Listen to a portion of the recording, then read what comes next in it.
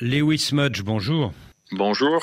Vous avez pu identifier au moins 4 Tchadiens qui sont morts en octobre 2022 sur les 600 km de route désertique entre N'Djamena et le bagne de Korotoro. De quoi sont-ils morts? Selon le témoignage, ils sont morts suite à de mauvais traitements. Ils ont passé 3 jours en gros camion, serrés comme les sardines avec les autres détenus et ils n'ont été pas donné de choses à boire. Donc imaginez-vous, avec le soleil fort comme nous avons ici au Tchad, ce n'est pas étonnant qu'il y a certains gens qui étaient morts. Certains ont été obligés de boire leur urine ou l'urine de leurs voisins, c'est ça?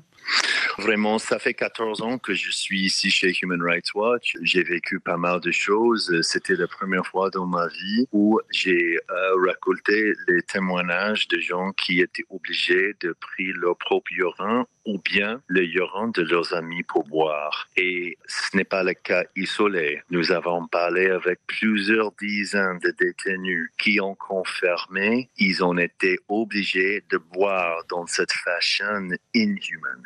Et les prisonniers étaient tellement entassés, dites-vous, que quand l'un d'entre eux tombait, les autres lui marchaient dessus et c'était la mort? Écoutez, les prisonniers pendant le voyage qui sont morts, ils ont été jetés de le camion. Jusqu'à aujourd'hui, l'État tchadien, ils disent qu'il n'y a personne qui est mort là-bas, donc notre recherche, c'est le contraire. Et quand les prisonniers réclamaient de l'eau à leurs gardiens, qu'est-ce que les gardiens leur répondaient? Pendant le voyage, lorsque le prisonnier a réclamé de l'eau, le gardien, ils ont rigolé, ils ont dit tout simplement, l'eau, ce n'est pas pour eux. Cette question de soif, c'est vraiment difficile pour moi de décrire parce que chaque détenu que j'ai parlé avec, tous les 72, ils ont parlé de la soif. Ils ont dit on était jusque presque morts à cause de la soif. Pensez-vous que les gardiens avaient la consigne de leur supérieur hiérarchique de ne pas donner à boire aux prisonniers? Je pense bien.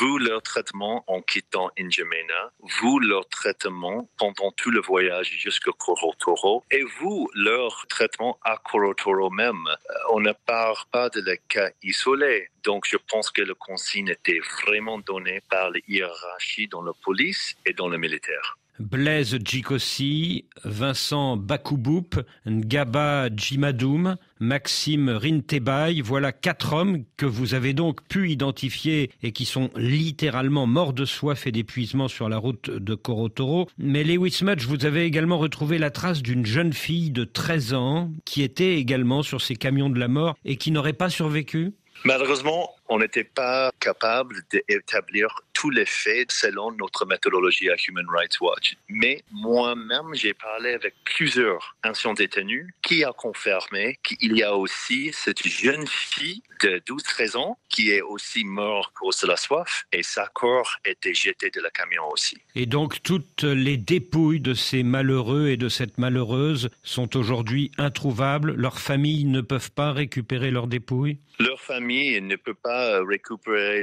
leur dépouilles. Il y a aussi les gens qui sont morts à Korotoro même, qui sont toujours enterrés dans le désert, et leur famille aussi, ils ne peuvent pas récupérer leur dépouilles. Encore pire, jusqu'à aujourd'hui, l'État tchadien n'a pas même confirmé qu'il y a ces cas de mort sur le transit jusqu'à Korotoro. Magloire Mbayadjim, Joachim Veyenbal, Hubert Mbaydigem, Elias Rebesengar, Médar Rimbar, Toralbay Mayadjim et Moutengar Ignegor. Voilà les 7 autres prisonniers que vous avez pu identifier et qui, eux, sont morts à leur arrivée au bagne de Korotoro. De quoi sont-ils morts?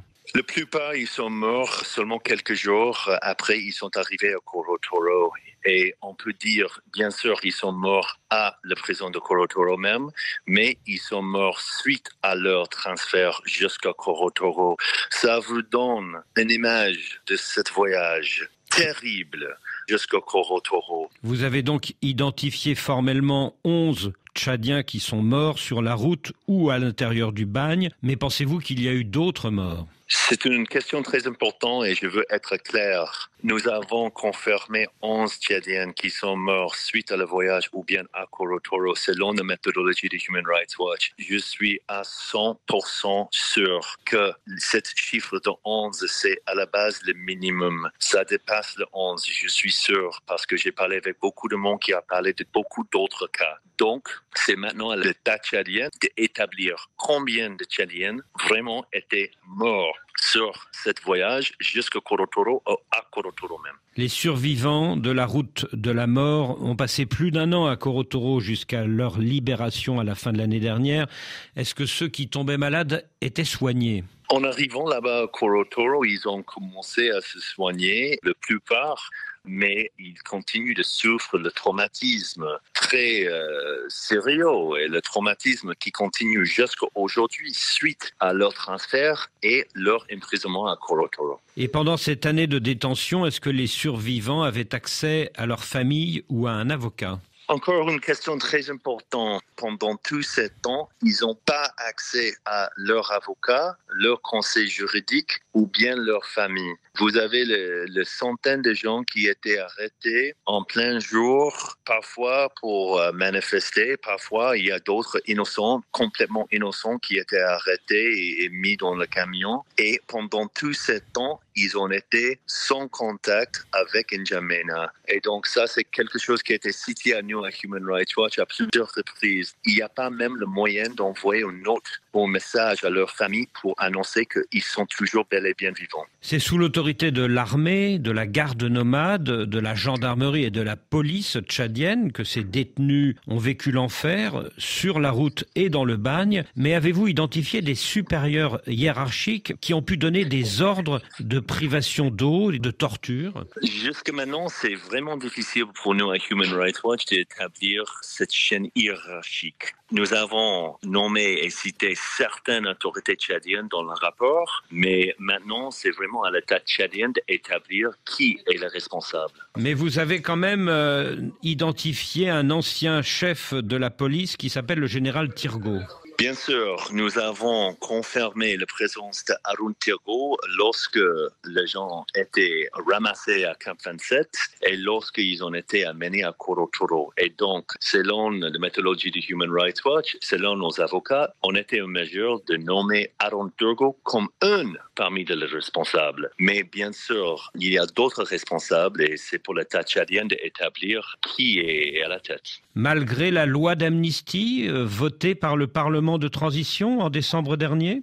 Écoutez, la loi d'amnistie, ça couvre les événements du 20 octobre 2022. Et le rapport de Human Rights Watch vient de publier aujourd'hui, c'est par la suite des événements du 20 octobre 2022. Donc, selon nous à Human Rights Watch, on est en train de parler d'une autre chose. On parle de le 23 octobre 2022. Et ça veut dire tout ce mauvais traitement sur la route pour Korotoro et à Korotoro même, pour nous, ce n'est pas couvert par la loi d'amnistie. Pour sa défense, le gouvernement tchadien affirme que les manifestations du 20 octobre 2022 constituaient une insurrection et que, compte tenu de la gravité de ce crime, la détention à Korotoro n'était pas une réponse extrême. Nous ne sommes pas tout à fait d'accord avec l'analyse de l'État tchadien par rapport au 20 octobre pour nous à Human Rights Watch, malgré le fait que peut-être il y a les insurgés dedans. Il y a aussi les innocents qui étaient arrêtés et amenés à Korotoro. Donc, pour nous, il y a plusieurs cas d'arrestation arbitraire liés avec